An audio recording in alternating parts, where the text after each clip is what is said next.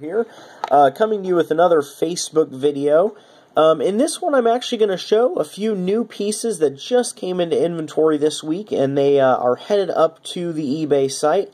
So be sure to check it out. That is my eBay store name is Indie Coppers. You can also find me by my username SSchaefer11. So I'm just going to preview 5 coins that are headed on their way up. This is the first one. It is an 1806 draped bust half dollar, graded PCGS VG10. This is the pointed 6 with the stem variety, which is a common one.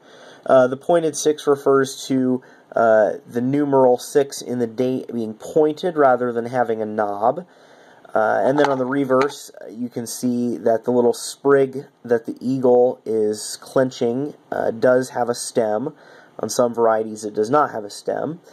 And I think this is a really neat piece, just really super original. And for a low-grade one, I think there's a lot to like here.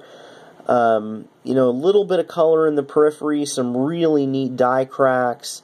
You know, you have a little bit of carbon spotting up there in the hair, but I think this is a nice, wholesome coin. And I think that this coin should receive a CAC bean if someone was to send it into CAC. I don't think that there would be anything that they would really find all that offensive about it. I don't send a ton of coins to CAC just because of the turnaround time. But if you're someone looking to put a nice, affordable drape bust half dollar in your collection, I certainly suggest taking a look at this piece. Full retail value here of $350, so really pretty affordable for an early American coin like that. Let's go ahead and move on to the next one here. This is a really interesting coin. It is a Flying Eagle cent in MS62, graded by NGC. This one actually has a counter stamp though. The counter stamp is DS Parker, which is Brunk 141. According to the Brunk counter stamp guide. And let me zoom in on this if I can here, get a nice look at it. Really a nice Flying Eagle cent, definitely an MS62. The coin has nice cartwheel luster and really absolutely no problems. It does have a few contact marks, but everything is kind of as expected for the grade.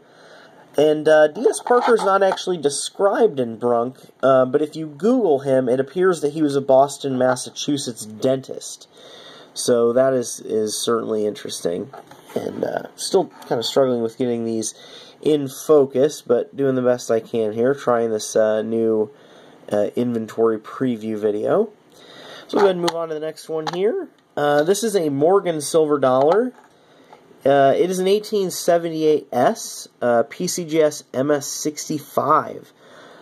This one also does have the CAC sticker. The CAC sticker, of course, means the coin is considered to be original and has exceptional eye appeal. And I think this coin certainly qualifies for that. It is very original, beautiful cartwheels on both sides. And the coin has original toning, I would say probably caused by an envelope or possibly an old Whitman album, but it is right on the cusp of being MS66. There's just a few contact marks on the cheek, but gosh, I really like this coin as a nice original example. And, you know, 1878, of course, was the first year that Morgans were struck, so you see a lot of people that really get into the 78Ps, and of course the 78CCs, but the 78S is a really well-made issue. It works great as a type coin, and I think it's kind of a little bit undervalued, perhaps, compared to the others. So I do like those coins quite a bit. Now, moving on to coin number 4. This is a fresh acquisition. I actually just got this at the local coin show this last Sunday. And it is a 1853 half cent in MS64 brown in an old PCGS holder. This is a really nice coin, almost no problems.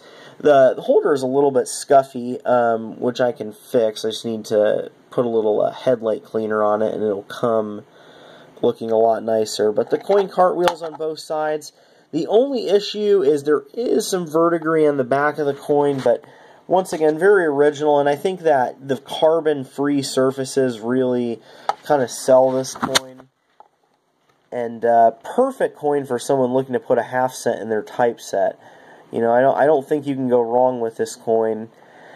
Some people will not like the verdigris, but the price is really not too bad for what you're getting. This one is priced at $5.50. So, if you look at comparable auctions, especially given the coin and being in a green label, is a pretty good bargain at that. So, let's go ahead and go on to our final coin here for this inventory preview. Saving the best for last, this is a Grant Star commemorative half dollar, graded PCGS MS64. This is a super, super tough coin. It is actually the key date of the commemorative series of the classic commemoratives. For some reason, the Grant halves, a select number of them, not PCGS, excuse me, the Mint put some stars on there which seem to have no meaning, and they were never fully explained.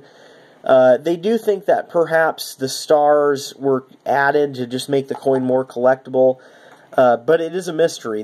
Even to this day, they don't really know what caused that. And overall, I really actually like the coin. It's very original. It does still have some cartwheel. The toning is thick on it and has definitely been on there for a long time. But it's a wholesome coin. There's no issues with it. I really like the grade. There's just minimal contact marks under a glass. But I think most people will really enjoy this in a high-end classic commemorative set. This coin, full retail price is $3,055.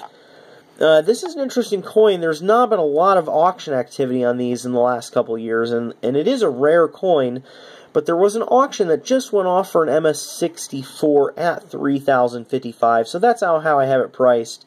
Again, just a really fresh auction, but the price on this one is a little bit negotiable. I do have some room on this. So absolutely feel free to contact me if you have any interest in any of these coins.